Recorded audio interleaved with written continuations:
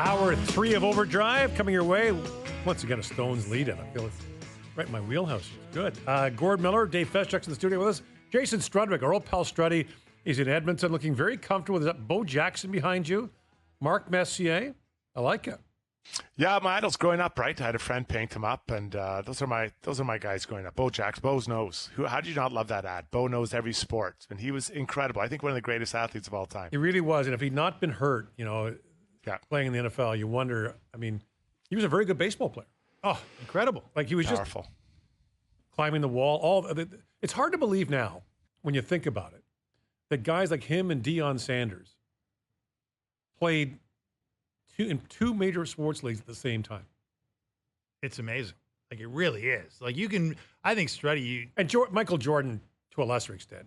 If you would have given him a little more time, if you would have had a little more time to brush up on his hitting, I think, look, Terry Francona, who was his manager in Birmingham, when he took that stab at baseball, said that if he would have had more time and stuck with it, he could have made the majors. Now, would he have been a star in the majors? He wouldn't have been a Bo Jackson. He wouldn't have been a Deion Sanders, but he would have been pretty darn good. But I think you can make the case that Bo Jackson is the greatest athlete of the last century, just, based on... Well, pro athlete. Yeah. I think what other kind is there now? I think there are decathletes who might have a claim to. Yeah. Well, fair. I think there's some Ashton Eaton, the two-time Olympic gold medalist in the decathlon.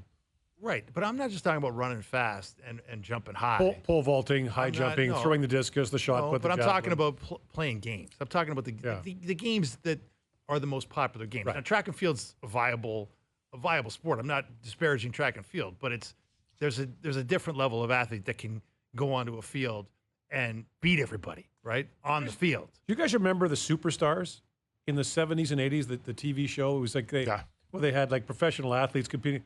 And Brian Budd, a soccer player, Canadian, I think he's Brit originally, but he lived in Canada, kept winning it. Right. So they finally kicked him out because soccer players kept winning the thing all the time. Yeah, fair enough. Right. They kept cleaning up at it.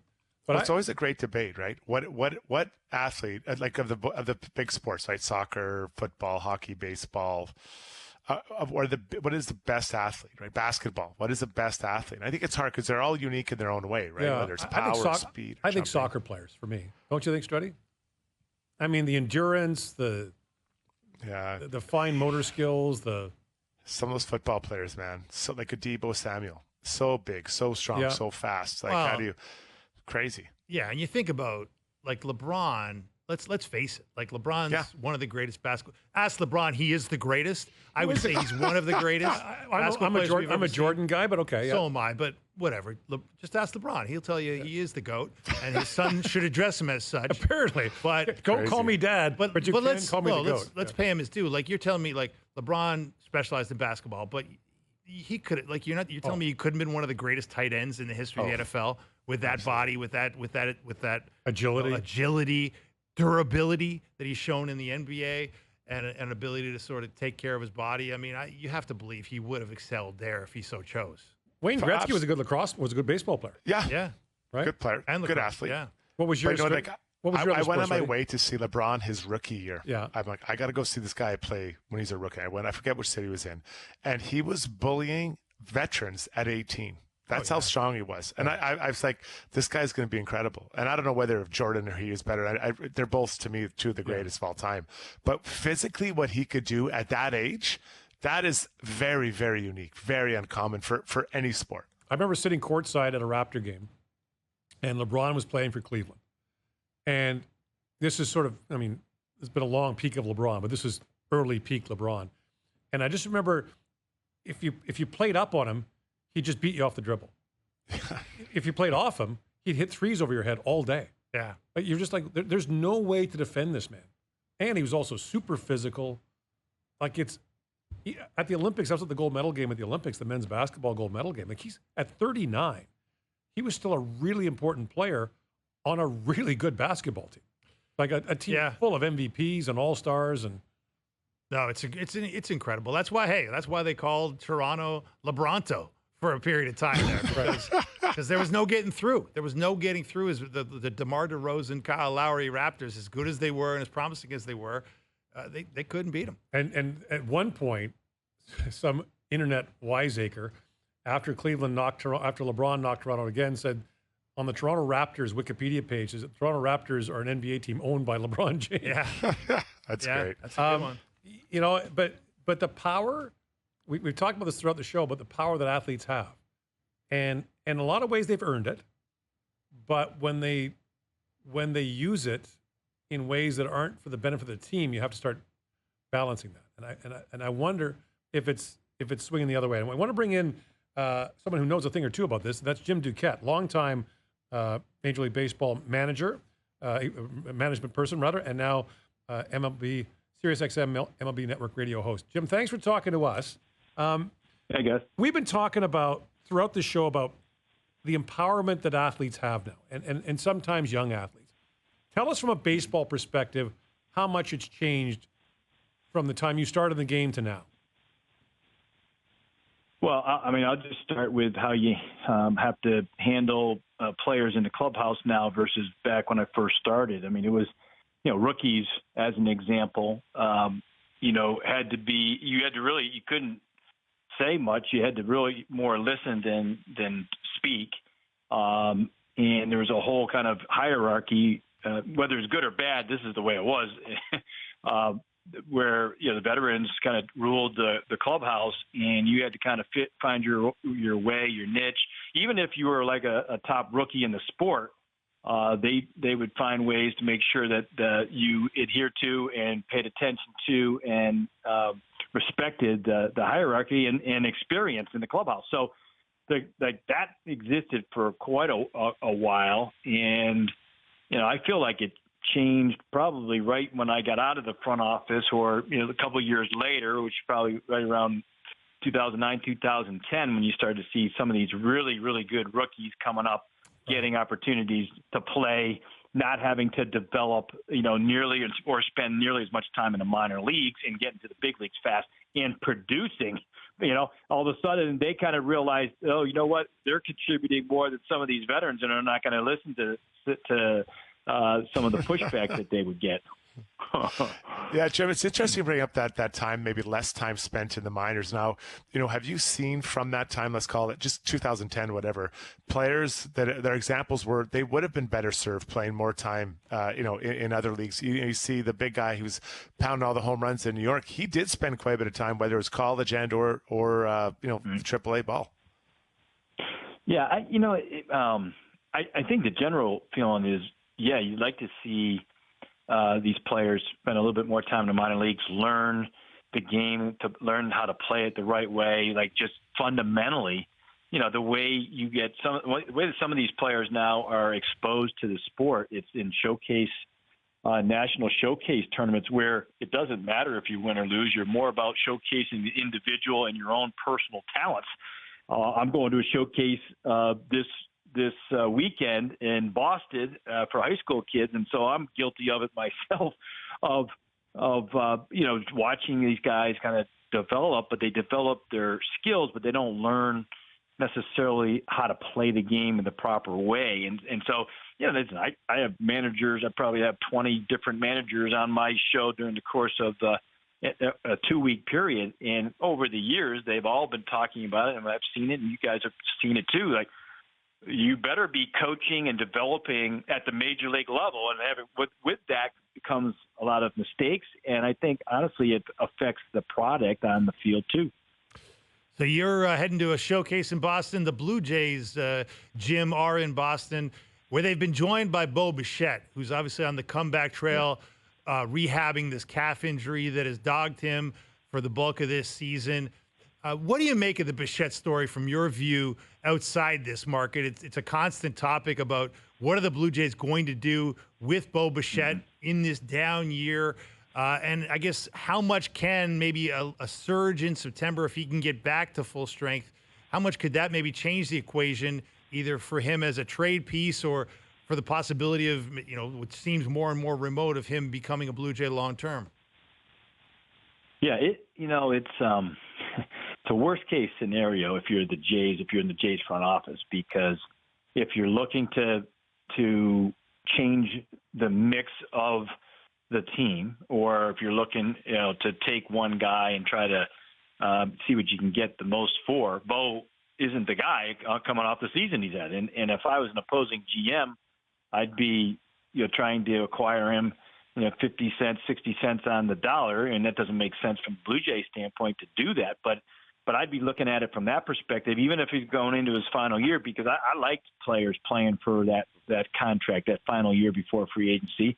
Not everybody handles it, well, but Bo's been around the game for so long. He's got a guy that I would bet on. So, if I'm the Jays, and they know him really, really well, I think he'd be poised to have a bounce back season next year, and then you can kind of decide what you want to do from there. If you want to sign him to a long-term contract, move positions, things change when you sign a guy to a long-term contract. There's more willingness sometimes to play other positions too, which I think if he goes out in the free agent market, they might look at him as a shortstop early on, but maybe look to flip him to second base or third base, down the road. So anyway, we're getting a little ahead of ourselves, but it's a bad spot for the Jays right now where they are with Bo is really the main point. We're talking to Jim Duquette, former Major League Baseball general manager and SiriusXM MLB Network radio host. Jim, look, the Blue Jays have been out of it for a while, but they've won 5 in a row entering last night, and Vladimir Guerrero Jr. is having just an unbelievable year. I mean, just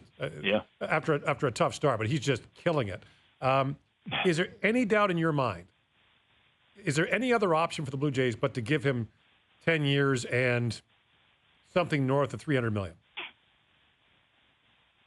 I think that the number, and this happens in a couple of instances. I'll bring up Pete Alonso for a second with the Mets, since I do stuff for them too, for their TV.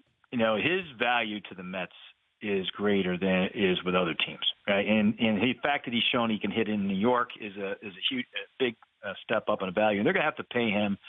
But they're the original thought was $300 million. He's having kind of an average season. He's not going to get paid that much. But I think they will be the highest bidder to get him. I think it's the same with Toronto. Whether it's the number's 300, 250, whatever the number is. When you start looking at it, there are certain comps within the first baseman's market that that Jays will look at and try to kind of corner him into this little market.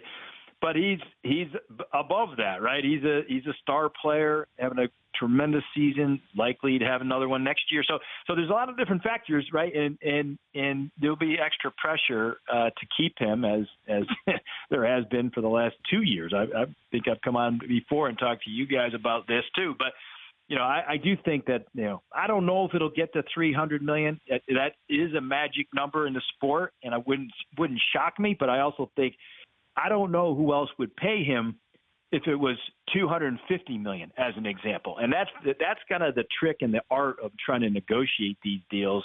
There's a lot of bluffing, and there's some blinking at the end. And at the end of the day, the Jays, I think they're going to have to pay him. I agree with you. I just don't know if it's 300 or if it's going to be 360, or who the heck knows if he has another really good year next year and they haven't had him signed yet. The Blue Jays are creeping closer to 500, a pretty tough year for them. But after all the trades, that's when this has been happening. So how do you, whether Ross Atkins and company, look at this and say, yeah, we can believe in player XYZ or what's happening here, and does that change our off-season plan for next year?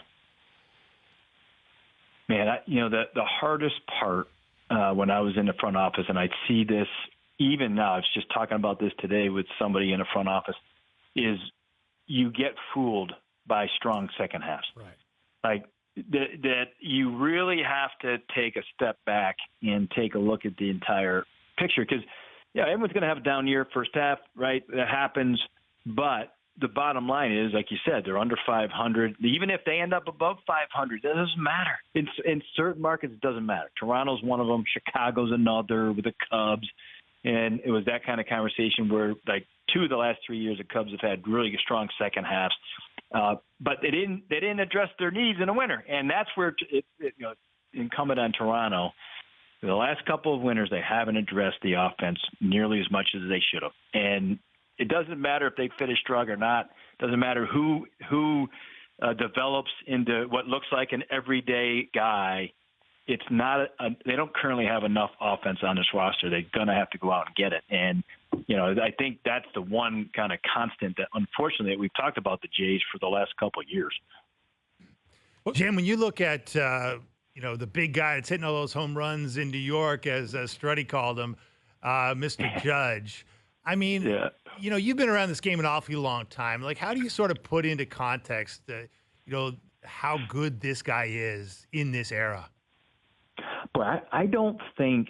Well, in this year, so that's even a more interesting question. To this point, I think there's maybe 4 players or at least since World War II, I believe the stat is, that have hit 50 home runs 3 times, and Judge is one of them, right? And I think they're all Yankees, or almost all of them are Yankees, and it might be even further than that because Ruth is in that equation or in that stat, but. If you look at even the recent history, last 25 years, right, the offense is, there's an ebb and flow to the sports offense and what you're seeing. We're in a down year offensively. If you look around the league, the league average is way down, and he's way above average. Like, it's incredible to me what he's doing. It's incredible to me what Ohtani's doing, too. I think these two guys are clearly the 2 best players in the sport. And then, Vladdy's having an unbelievable year. So, I think as hard as it is for offensive players, if you have a guy that's crushing it like those guys are, man, you need to keep them. And I think the Yankees, that deal I thought was going to really blow up in their face, and it looks like a bargain right now. $360 million. Crazy. If you had to do it now, they probably have to give them $100 million more. You couldn't get them for that. That's right. And you make the point, Jim, about this era, and when you think about. They've taken out the shift a little bit. And there's other things they've done. And yet, with all the analytics, with all the scouting, all the computer work that's done, they know exactly what pitch you can't hit. I mean, there's so much pre-scouting done. Isn't it even more remarkable that these guys are able to keep doing this, given all the information that's out there? It really is. And, it's tough to be a hitter when everybody in the world, well, it seems like everybody in the world, everyone in Major League Baseball knows where your weakness is. Like, and it gets exposed on a nightly basis. That's like, oh man, that's like getting an eval, a bad eval, and everyone tells the world that you're not good at communication or whatever it is in our world, right? So I think with him, like, he does the holes in his swing and his strike zone are so small, and he's the biggest guy in the sport. Yeah, 6'7". I just can't believe that they continue to try to pound him, and he just makes the adjustments year after year. It's remarkable. And listen, Ohtani, like what he's doing and how fast he runs and the bags that he's stealing for his size, like it's just ridiculous. Wait till he pitches again. Well, that's what I was going to ask you, Jim. Next year. Yeah. That's what I was going to ask you. Yeah. Like we've heard he's been pitching off a mound for the first time, coming off the Tommy John surgery.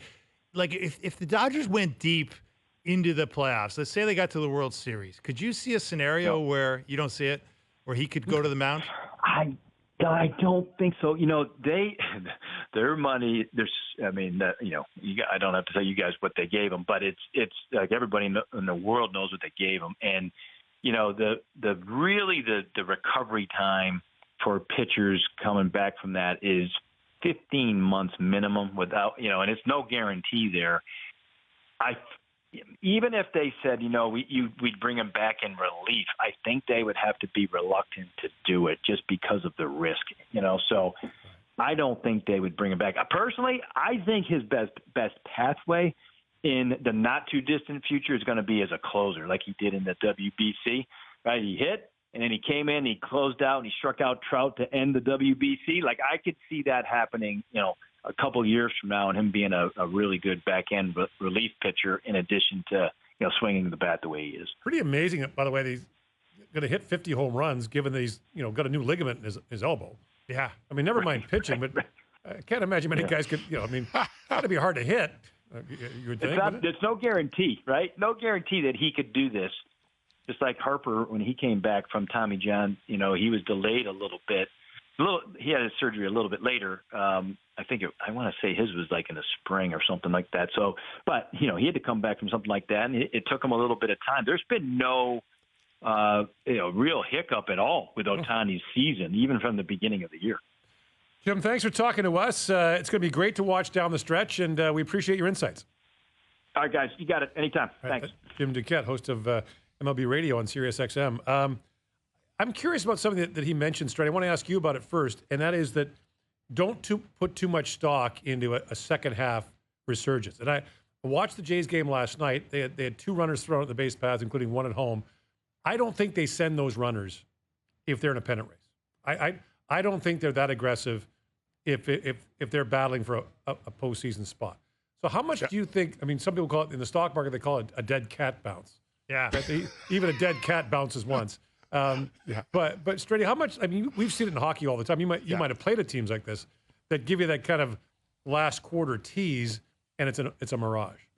Playing loose. You got nothing to lose. What do the Blue Jays have to lose? They have nothing to lose at all, right? So they're out there, and there's not the stress that knowing that, man, we have to win this game because we're in some kind of divisional pennant chase, or we're trying to get first place in our division. It's way different. So you're right. You do play differently. So I don't believe in any sport what we see in the last quarter, last half of the season. I'm sorry, I'm not a believer. Show me the beginning of the year when it matters. I've played on really good teams. I've played on really bad teams.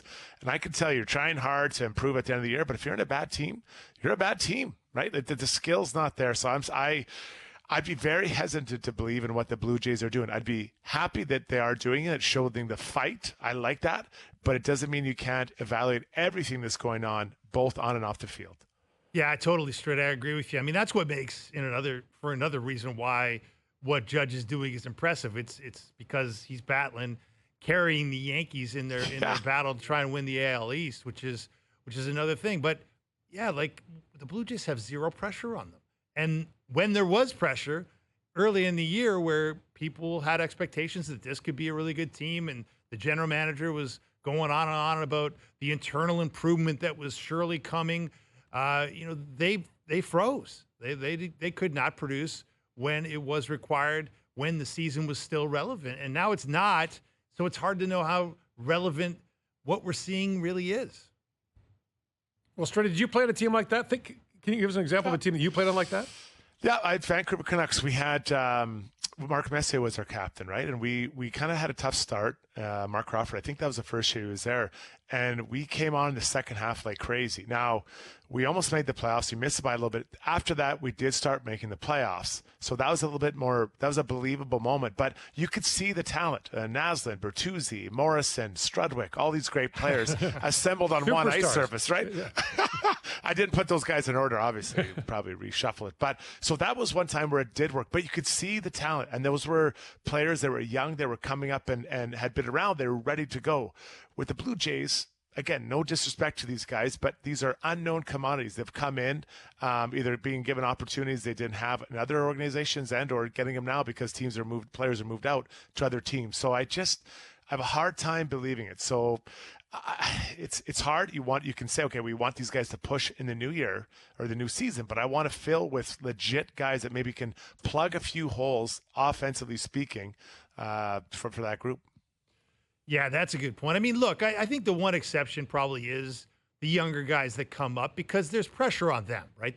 They're in big career moments where they've got to prove opportunity. Yeah, I was a prospect and I've shown promise in the minors, but this is the majors and it's a totally different ball game, and you've got to hit major league hitting and you've got to perform under the major league lights. And I do think you can lend some credence to that. I think you can look at that and say, yeah, that's promising. But for me, like George Springer having a wonderful, August is, it's not, how is that exciting anybody? I mean, it's great. I mean, it's great to your point, Struddy. It's great that he's still trying. I guess it beats him just sulking through to the end of the season and playing out the string with no passion. Well, they are pros though. Yeah. I mean, professionals don't want to lose. I mean, there is no, but we do see guys that play out the string and don't give you everything you got. And Springer, to his credit, isn't one of those guys. It's just that, right. It's just when there's no stakes, it's just hard to take it seriously. It is a challenge to get up when you're not there, but it's just, I know from personal experience, like, you're playing on a bad team and you're like, okay, let's just see how it goes, right? So if the other team would kind of give you a chance, like I remember I was playing for the Oilers, and we had a pretty rough team there, and we went to play the Hawks in their big years. Keith, Taze, Kane, all these amazing players, and it was like I think it was 2-2 after 2 periods, and Pat Quinn came in and kind of read us the riot act. We weren't trying hard enough. We shut down. The Blackhawks went for it. We had lost 6-2, and I was thrilled after 2 periods. I'm like, look what we're doing here. We're doing great. And then the Blackhawks, are we playing tonight? This is for keeps, and they turned it on and just destroyed us. But that's that, so you can. It was a nice start, but it doesn't matter because good teams are good teams for a reason. They take you down. It's a fascinating thing to watch, though, and I guess for the Blue Jays, it's better. I mean, winning is better than losing, but they did too much losing early on in the year. Still to come, we'll talk to Marc Ross from NFL Network about what's to come in the NFL season. Some news from the Pittsburgh Steelers today, as Russell Wilson has been anointed their Week 1 starter. That's all coming up on Overdrive, brought to you by FanDuel, bringing you everything from the opening line to the final score. It's hour 3 of Overdrive on TSN. Gord Miller here with Dave Feschuk in the studio. Jason Strudwick joining us from Edmonton. And the NFL regular season begins a week from tomorrow, which will be fantastic. The Chiefs and the Ravens won the Thursday night opener. There's so much to talk about with the NFL. We got Marc Ross from the NFL Network with us. Marc was an executive with the Giants, a 2-time Super Bowl winner there, the Eagles, and the Bills. Marc, thanks for talking to us. Let's start with the news of the day. Mike Tomlin, the Steelers head coach, announces today that Russell Wilson will be their Week 1 starting quarterback. Your thoughts? Well, the Steelers camp a couple weeks ago, covering them, and at the time, Russ was kind of banged up. Justin Fields taking a lot of first-team reps, and I think at this point, Russell is past his prime. Let's just say we'll see a whole lot of checkdowns, not a lot of pushing it downfield, not a lot of playmaking like we're known Russ is known for. So I thought they would have had a better chance with Justin Fields because at least it gives you an element of some big plays now and then. So I don't think it moves the needle too much with the Steelers as far as being contenders. Might be another long season for Steelers fans, unfortunately. Why did Russell Wilson decline so quickly? That's a great question. Well, the number one reason is that he was always known for the playmaking. When things break down, okay, Russ can scramble and move and make things happen with his legs and work some magic. And the older you get, and obviously that lessens your mobility and your speed, and that took away a huge chunk of his game. Almost like a running back when they hit the wall, they kind of hit that wall and then they decline. Well, that was Russell, but moving and playmaking, which made him be a pocket guy consistently, which that wasn't really his game, the quick passing game, getting it out. He was more work magic, play action downfield. That was his game. So I think once the movement was gone, that took away a huge element of his game and accentuated the things he didn't really do well. How concerned should 49ers fans be? They got Trent Williams that is holding out. Brandon Ayuk sounds like he's going to come back, and they are getting close to where Brock Purdy, their QB1, won't be a free quarterback anymore. Well, that's the thing where we see teams kind of get almost there, and the 49ers have been almost there, and you think you've got a big window, and the window closes quick, and things go downhill very fast. And here are some of the reasons why, because you have a lot of it. When you're good, you got a lot of players, and you have a lot of players you need to pay, and you've got the salary cap expanding, and it's never the same.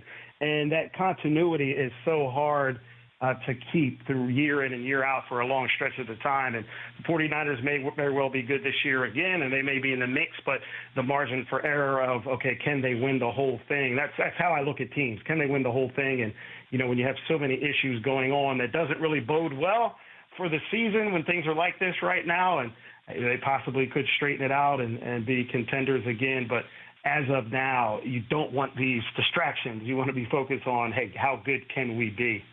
Marc, I was looking at the NFL.com predictions that you were a part of for some of the major NFL awards this season. And I thought one of the most interesting races, you had, about 20-something analysts vote on these, including yourself. And there was a vote for Comeback Player of the Year that was incredibly close. Joe Burrow won it with 11 votes, it looks like, including yours. And Aaron Rodgers was second with 10 votes. How did you see that sort of soft between those two guys coming off big injuries? Yeah, I'm going to go with the 25-year-old dude that shows to be able to come back from injuries over the 40-year-old guy coming off an Achilles. You know, I'm not age discriminating at all. I'm 51 years old, but I know that I don't recover the same way I did back when I was 25, 26 years old, without a doubt. I can just go bounce back real quick back in those days. Now it takes a couple days to tweak that calf, and it takes a couple days. So Aaron Rodgers at 40 years old coming off an Achilles, I'm just not buying that at all. And I know our network has a lot of people that still love Aaron Rodgers and across the country for sure, but I just cannot see that in it by any stretch. And Burrow has shown the ability, unfortunately, to get injured, but also to come back from injury and play at a very, very high level. So that, to me, was a really easy one to pick. Okay, so not only do you not think Aaron Rodgers is going to be the comeback player of the year, like, how do you think it's going to go for Rodgers this year? The same way. Last year, I didn't have a lot of high hopes for that team. I didn't think it would end after four snaps. I wasn't that much of over the cliff with it. I thought they would struggle. I didn't think he would play at a high level. But again, I don't think Aaron Rodgers. I've been around a whole lot of players, 20 years scouting. I've never seen a player at that age get better. Tom Brady's the exception to every single thing that's ever happened in the NFL, so don't compare it to that. And Tom Brady was playing at a high level consistently when he went to the Bucs. So I just don't see a player that age coming off that injury. It'll be unprecedented for him to really play at a high level and for the Jets to really contend. Of course, the defense will be scrappy, but I think they've got a whole lot of holes and a whole lot of risk. High risk with a lot of older, hurt players that they're counting on, and Mike Williams and Tyron Smith and Aaron Rodgers for sure. So I don't see the Jets as true contenders. Talking to Marc Ross from the NFL Network, just a point here that the former Giants executive says the Jets will be no good. Loving it. That's the headline. Mark, yeah. You mentioned a moment ago that you look at teams that have a legitimate chance to win the Super Bowl. How many teams are on your list? And who besides the Chiefs are they? Well, Baltimore is in the mix for sure. I think they're 2 or 1B, however you want. They were pretty much best team in the league last year, and really just got out of their game when they played the Chiefs last year without running the ball. Unfortunately, that. Not sure what really happened there with them with getting away from that. But I think the Ravens are going to be right there in the mix. And, a sneaky team is the Texans. The way they really came on strong last year and took that leap. And I think they're looking at it as we can take another leap. The Bills, despite their flaws, as long as you have Josh Allen, they'll be in the mix. That's just the AFC. I think Cincinnati, we just talked about Cincinnati with Burrow. As long as Burrow plays and is healthy, they'll be in the mix. And then on the NFC side, we talked about the Niners, but of course the Eagles. If everything's straightened out with the coaching situation and Nick Sirianni has learned how to be a true head coach, the Lions with what they did last year in the mix coming out the NFC. And I love the Packers. I love their ascension last year. I've always loved Jordan Love, and I think they've only gotten better. So, I really think there's only a handful of true, legit teams, and there are a whole lot of teams with aspirations that things go 100% right. And then, of course, you got sort of the bottom feeders that are talking good game now of the season of hope, but once the season starts, that's when reality sets in.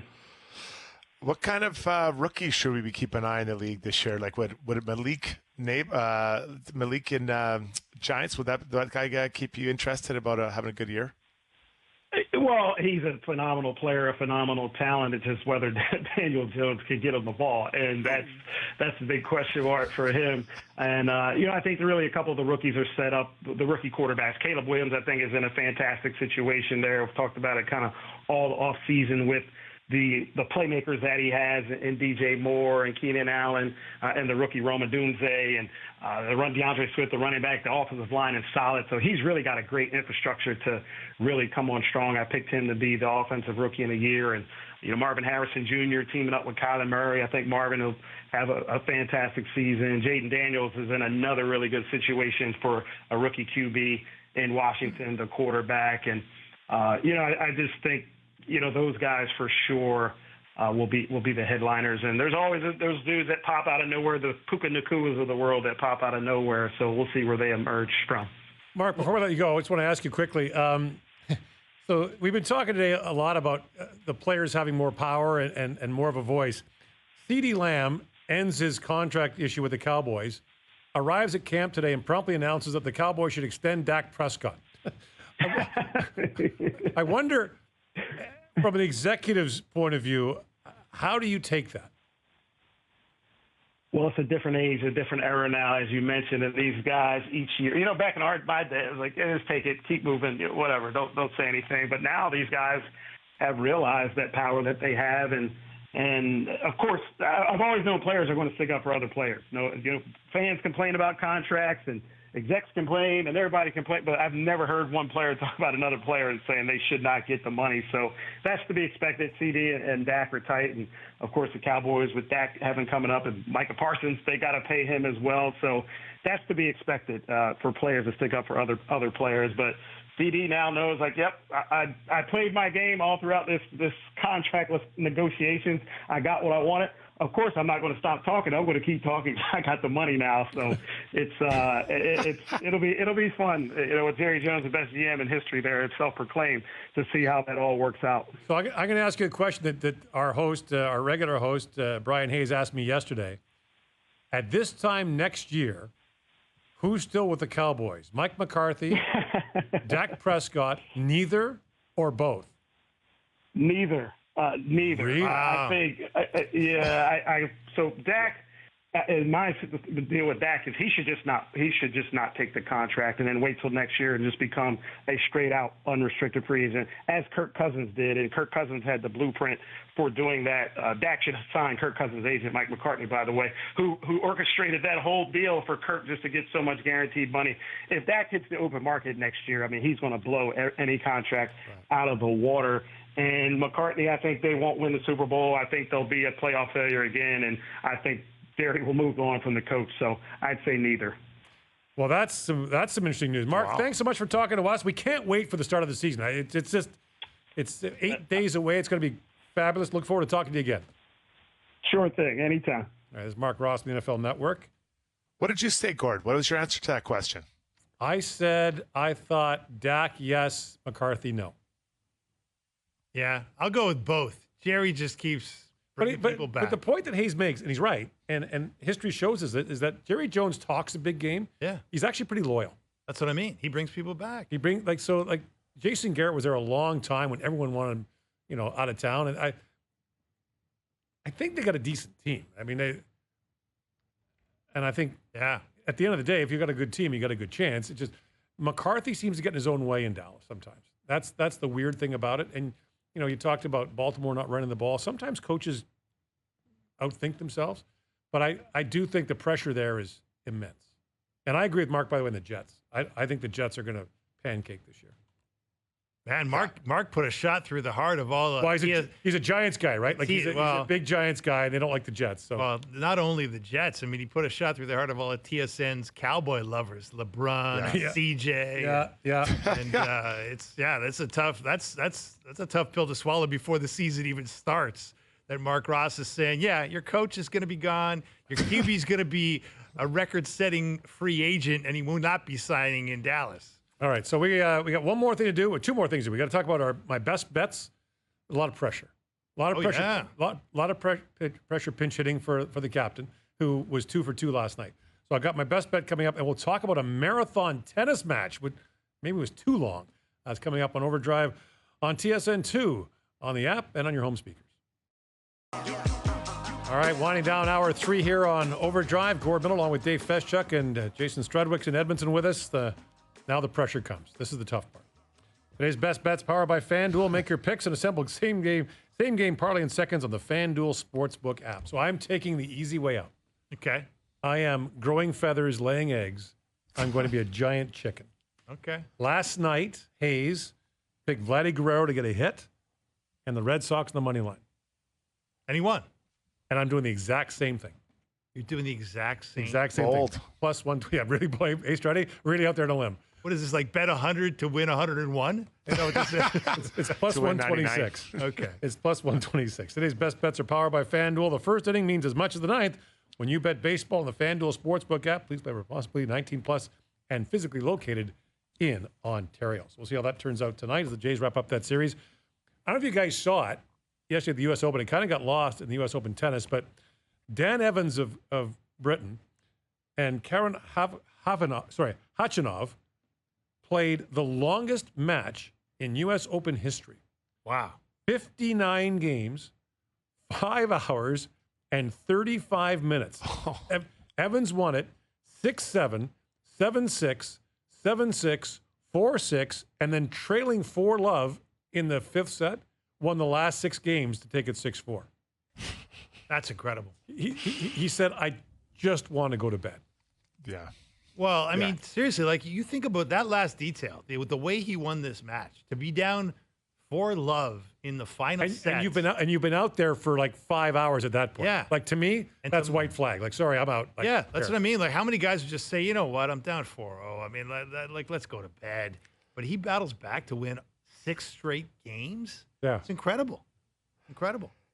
Nothing left in the tank, right? You're moving on to your next match, and you're just like, dude. Well, that's the thing, right? I mean, nothing.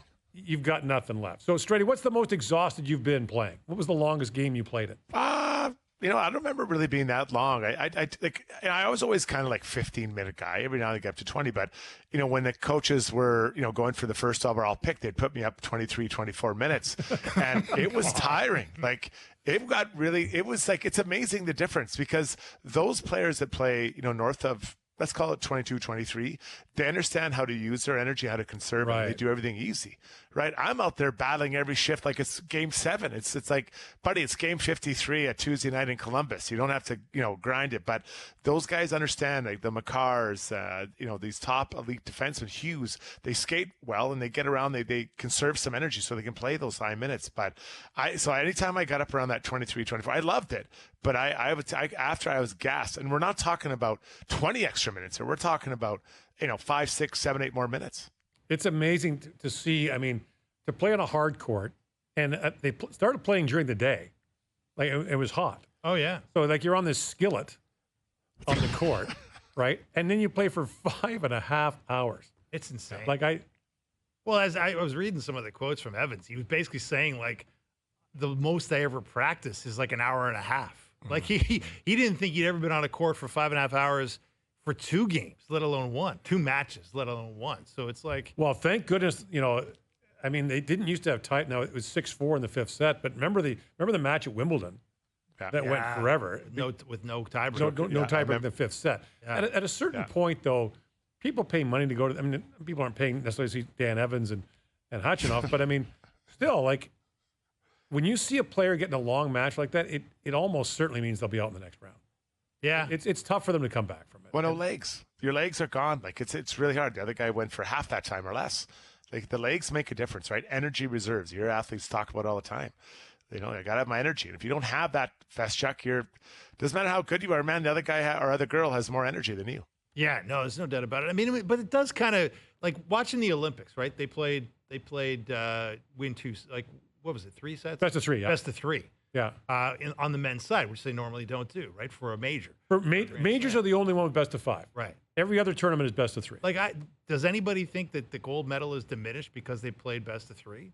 I don't think so. No. I mean, like, and women don't play best of 5. No. They play best of 3. But I mean, I know history, and you're not going to change it now at the Grand Slam level because you got this incredible tradition of 3 out of 5. But like, yeah, when it comes to consuming the U.S. Open, like, did anybody sit through that entire match? Like, forget the players. Like, if you're a fan, who's actually watching it other than maybe Evan's mom and dad?